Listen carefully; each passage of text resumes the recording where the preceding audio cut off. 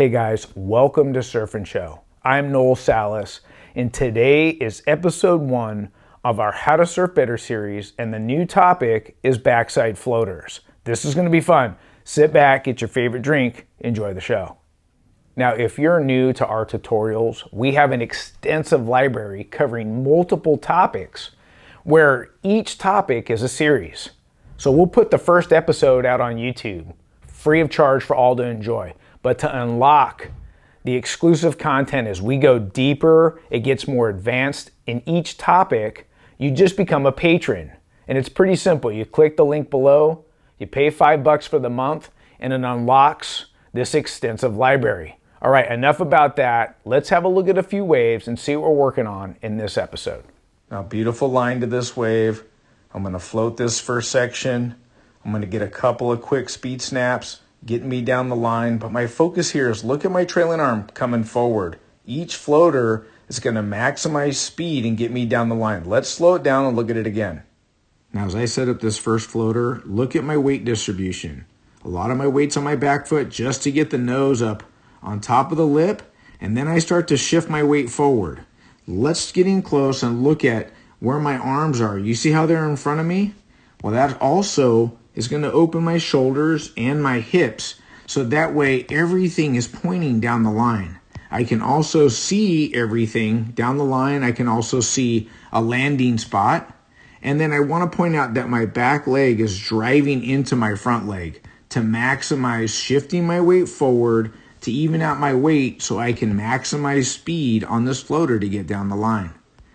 Then I got a quick speed snap, and then I do one more. And watch my arms. They're in front of me on this floater. Here it goes again. Shoulders and hips are open, getting up on top of the wave, able to float over and over again and keep up my speed to surf this wave till the end. Now this wave, quick to my feet, couple quick pumps, float over that section, right back to some open face again. And then you can see the wave slows down and I start to set up some turns, but it was all about that first floater. Let's slow it down and look at it again. Now 2 quick pumps, then I'm going to utilize the lip to project and float over. Let's pause it and get in close because I want to pay attention to my arms. You see how they're both in front of me?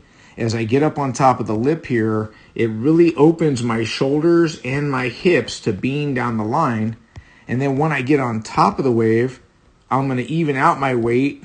And now I'm going to start to float and project over that section, right into a heelside bottom turn, right back into that open face again. Now the wave goes a little bit soft and slows down, but I'm able to sit right in the pocket and get a few more turns. So that first floater really set up the whole wave. So to have that speed and projection is key. Now that we've looked at a couple waves, I want to remind you, the wall behind me is my wave. In backside, for me, it's really important that when we get going down the line is that we learn to bring our trailing arm forward to gain speed, and that opens our shoulders and hips. And we've been working on this in multiple topics in our backside surfing.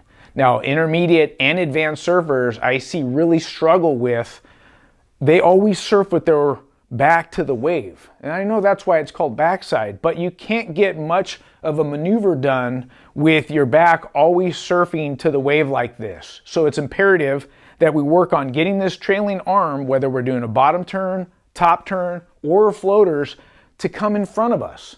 This is going to maximize speed and projection. It's going to create coil and twist, right? And you got to also remember that when our trailing arm's coming forward and this arm's forward, it's also going to shift our weight forward and will maximize speed, projection, and drive-through turns.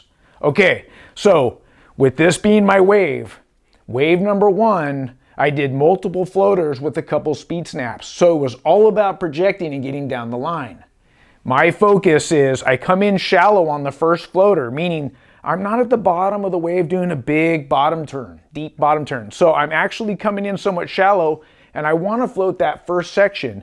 And when I go to get up on that lip, my weight looks like 60% on my back leg and maybe 40 on my front leg to get the nose of the board up on that lip. And once I'm up on it, my arms are in front of me. So here's that trailing arm coming forward. Shoulders and hips are open. And when I'm up on top of that lip floating, because everything's open, I can see everything. I can pick a landing spot. I can see everything down the line. So this is really important, as opposed to getting up on the floater and my back's to the wave. Now I have the potential to fall backwards. I can get too far on my toes, and I don't have a good stable platform with good peripheral vision to look and know what's going on. Now, when I put that trailing arm forward, I talked about that's going to shift my weight forward. I went into the floater with 60-40 weight, and when I get on top, now I want it to be more 50-50 even, or even 60-40 coming down, and I can pick a landing spot and go right into a hillside turn, and then I did 2 quick speed snaps, and then I started more floaters to project down the line and finish out this wave. Guys, it's so important. If we're not opening our shoulders and hips, like I said, it's really hard to maximize projection and speed and pick your landing spot. Now on wave 2, this happens a lot at beach breaks. And this is why I picked wave number 2, is when I paddle in, I get to my feet, I get a couple pumps, and then the lip comes down. And as soon as that lip comes down, I want to use that lip to float over, and then I went right into a hillside bottom turn. A lot of times we can go around that floater section, and when we go around it, that whitewash can clip our board and make it really hard to get back to open face. So we always want to use the lip. So if it's crumbling, get your board up on top, make sure everything's in front of you with your trailing arm. That will shift your weight forward, come right off the bottom and right into the rest of the wave, and then you can do multiple maneuvers and finish it out. All right, enough about that. Let's get on our Carver surf skate and work on some drills together. All right, guys, cones are set. I've got my Rad Ripper with the C7 and back truck, both set to medium from our last drill going frontside floaters. And this is my floater section right here. So I'm gonna be coming from up the street.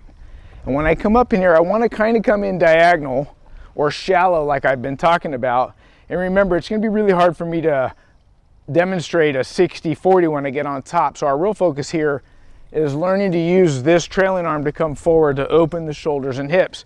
And when I get into the top of my floater, I want to drive my back knee into my front knee, and that will shift my weight forward as everything's forward. Remember, I want to maximize speed and projection over this floater to get back down over here to get back down the line. Now when you come off the floater, I want you to pick a landing spot and use this shoulder and arm to pull yourself off.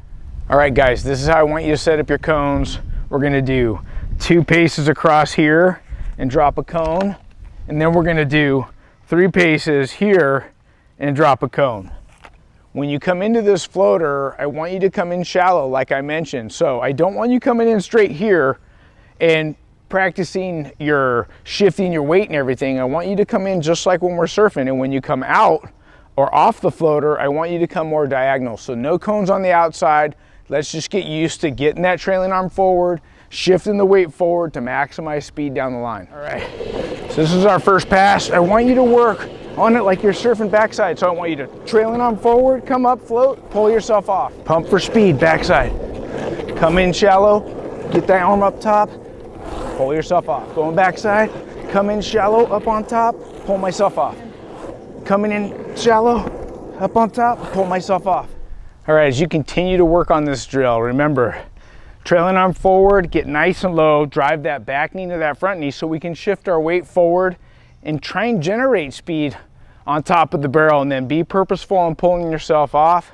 Now, this is about using your imagination. But if you don't feel comfortable, put on your pads and your helmet so you can hit this with confidence. Well guys, I hope you enjoyed episode 1 on backside floaters. And you've got your homework cut out for you. Whether you're out surfing or riding your Carver surf skate, want to ingrain good habits. Now I highly recommend you become a patron, hit that link below, because we've been working on all these different topics backside where we're actually working on solid bottom turns to open shoulders and hips, picking a spot. Then the next topic is backside snaps, where we're releasing that coil and learning how to surf faster on a rail, or even just generating more speed backside down the line. Look, if you like the show, subscribe, ring the bell so you don't miss an episode, and give us a thumbs up if you like our content. Until next time, we'll see you in the water. Bye-bye.